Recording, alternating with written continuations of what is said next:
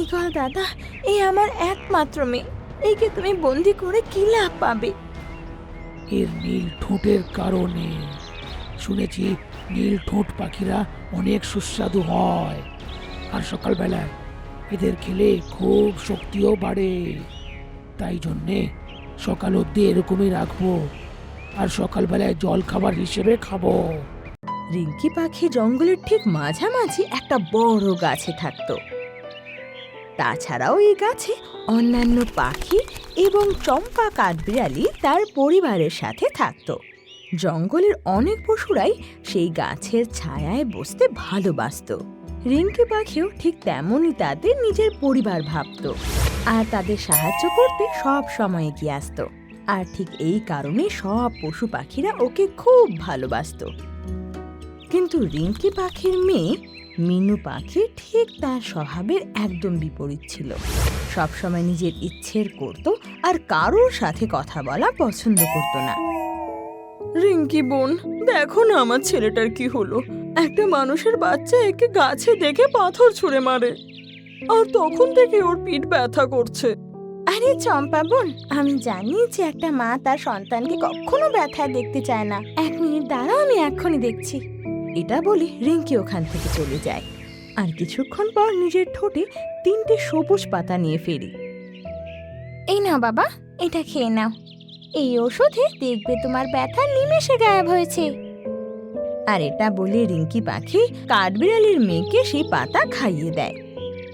তারপর কাঠবিড়ালির মেয়ে বলে, আরে মা, এটা তো খুব তেতো। ব্যথা খুব বেশি থাকার কারণে তেতো হওয়া সত্ত্বেও ও সব কটা খেয়ে নেয়, আর কিছুক্ষণের মধ্যেই পেটের ব্যথা ঠিক হয়ে যায়। আরে মা, আমার তো আর 1 ফোঁটা ব্যথা নেই।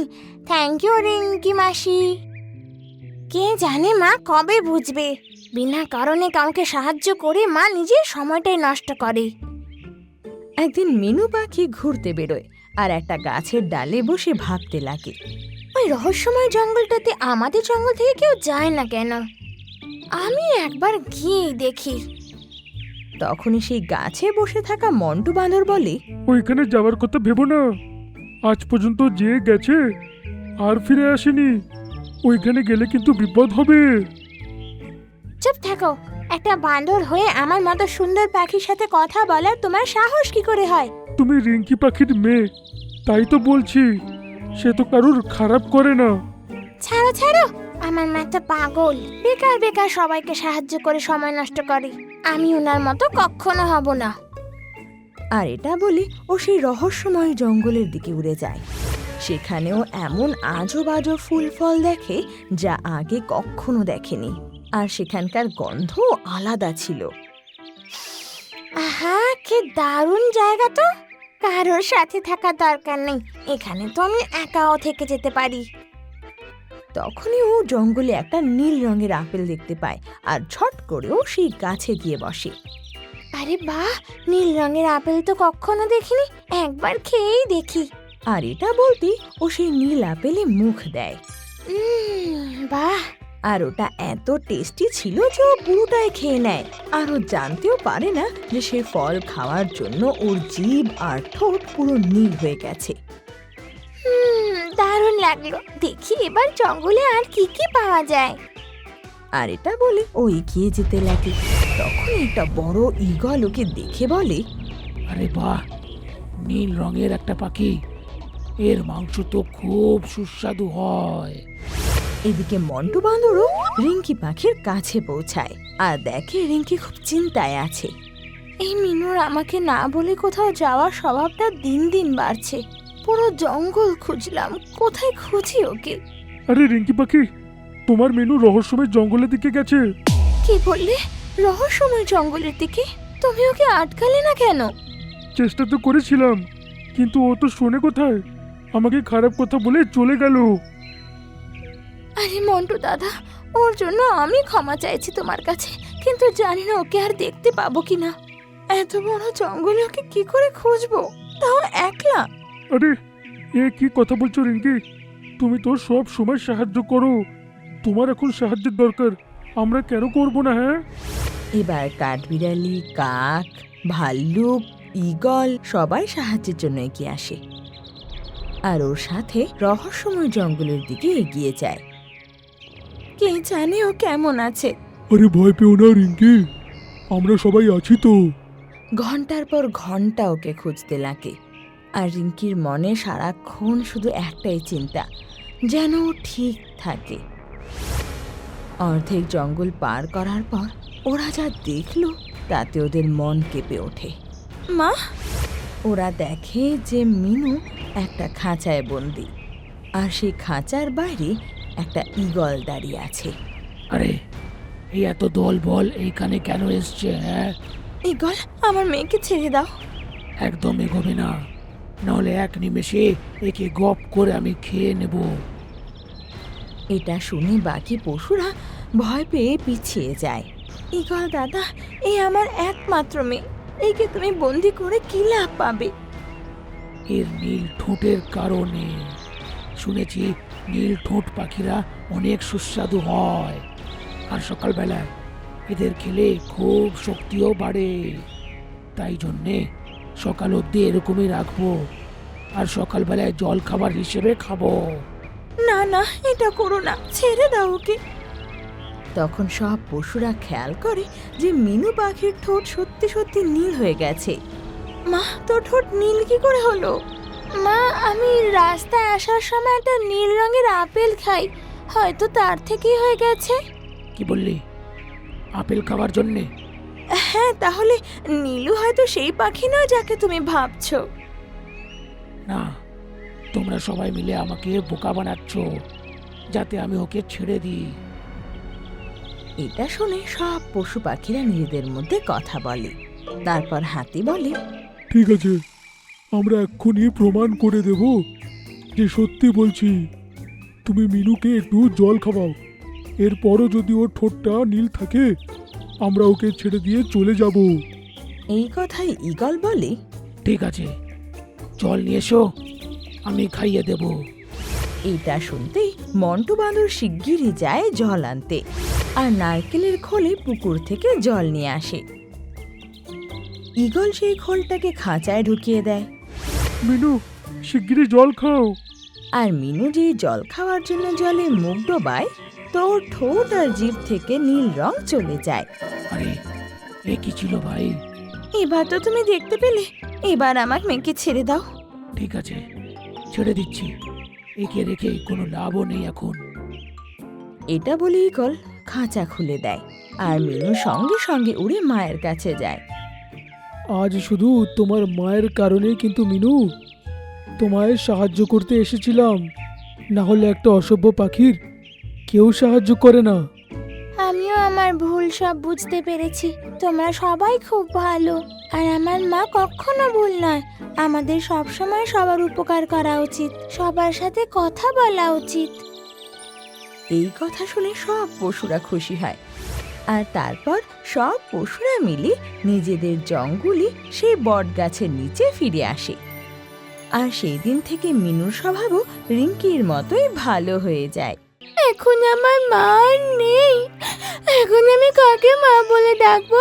মা নেই তো আমি বেঁচে থাকবো কি করে? সোনা, এরকম বলে না মা, সব ঠিক হয়ে যাবে। এই গল্পটা হলো অ্যামাজনের জঙ্গলের, যেখানে সোনা পাখি তার মা বাবার সাথে থাকতো। ওদের 3টে বাচ্চা হয়েছিল, কিন্তু 3টের মধ্যে 2টো বাচ্চা কিছুদিনের মধ্যেই মারা যায়, শুধু সোনা পাখিই বেঁচে থাকে। ওরা ওর নাম সোনা রাখলো কারণ ওদের জীবনে ওর খুব গুরুত্ব ছিল, আর তারা নিজের সব ভালোবাসা শুধু ওই বাচ্চাটাকেই দিতে চেয়েছিল। সোনা মা, উঠে খাবার খেয়ে নাও, অনেক দেরি হয়ে গেছে তো। হ্যাঁ মা, এখনই উঠছি। তুই উঠে খাবার খেয়ে নিস, আমি কাজ করছি, নিচের শাখাটাতেই আছি।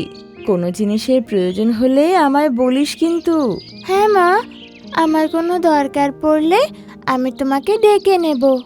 সোনার মা কাজ করতে বেরিয়ে পড়ল। সোনার মা ওকে খুব ভালোবাসতো, কিন্তু সোনার বাবা একটু আজবই ছিল।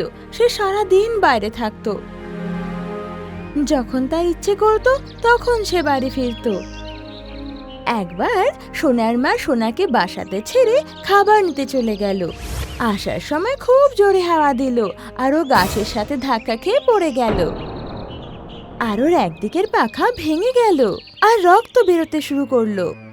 তারপর ওর মা যেরম সেরম করে সোনার কাছে পৌঁছালো। মা, এটা কি হয়েছে? এত রক্ত পড়ছে কেন? তোমার কি হয়েছে বলো না মা। মা, আমার কিচ্ছু হয়নি, একটু আঘাত লেগেছে, এটা শিগগির ঠিক হয়ে যাবে। তুই খাবার খেয়ে নে, আজ সকাল থেকে তুই কিচ্ছু খাসনি। দাঁড়া, দুষ্টু বাঁদরকে ডাকি, তোকে খাবার খেতে সাহায্য করবে। সোনার মা দুষ্টু বাঁদরকে দেখে ওকে ইশারা করে ডাক দেয়। দুষ্টু বাঁদর, তুমি সোনাকে একটু খাবার খাইয়ে দাও আর আমার জন্য একটু ওষুধ নিয়ে আসো। আরে বোন, এটা কি হলো? তোমার ডানা থেকে তো খুব রক্ত বেরোচ্ছে। আমি এখনই ওষুধ নিয়ে আসছি। দুষ্টু বাঁদর ওষুধ নিয়ে আসে আর এসে দেখে যে সোনা কাঁদছে আর ওর মার চোখ চিরকালের জন্য বন্ধ হয়ে গিয়েছে। এখন আমার মা আর নেই, এখন আমি কাকে মা বলে ডাকবো? মা নেই তো আমি বেঁচে থাকবো কি করে? সোনা, এরকম বলে না মা, সব ঠিক হয়ে যাবে। দুষ্টু বাঁদর ওকে জড়িয়ে ধরল। সেই সন্ধ্যায় সোনার বাবা আসে। সে কিছুক্ষণের জন্য শোক পালন করে আর নিজের বাসায় গিয়ে ঘুমিয়ে পড়ে। পরের দিন সে আবার বেরিয়ে চলে যায় আর সন্ধেবেলায় সোনার জন্য নতুন মা নিয়ে আসে। সোনা, এ তোমার নতুন মা, এখন একে মা বলো। আচ্ছা বাবা। আর সোনার বাবা প্রতিবারের মতোই সকালে বেরিয়ে যেত আর যখন ইচ্ছে ফেরত আসতো। এদিকে সোনার নতুন মা আসল রং দেখাতে শুরু করেছিল।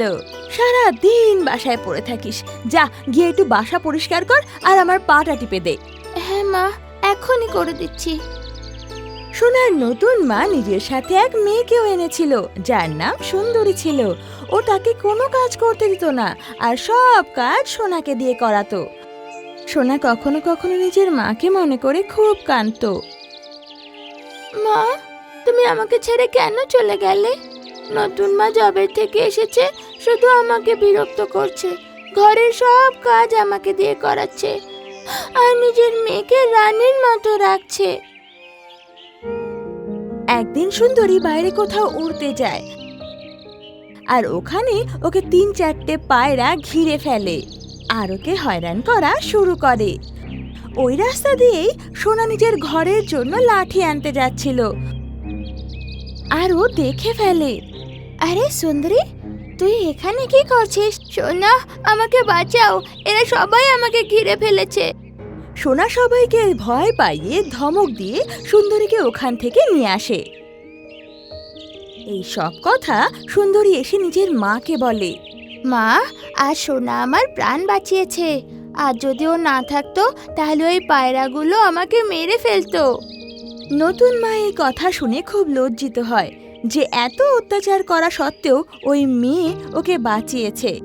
সোনা, আমাকে ক্ষমা করে দে, আমি এরপর থেকে তোকে এরকম কাজ কখনো করাবো না আর তোর সাথে সাথে সুন্দরীও তোর কাজে সাহায্য করবে। আমি আমার ব্যবহারে খুব লজ্জিত। না মা, তুমি পুরনো কথা ভুলে যাও।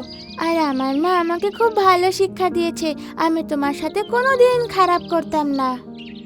এই কথা শুনে নতুন মা খুব খুশি হয় আর সোনাকে আদর করতে থাকে। আর সোনার সাথে সাথে সুন্দরীও বাড়ির কাজে সাহায্য করতে থাকে আর সৎ মাও সোনাকে নিজের বাচ্চা বলে স্বীকৃতি দেয়।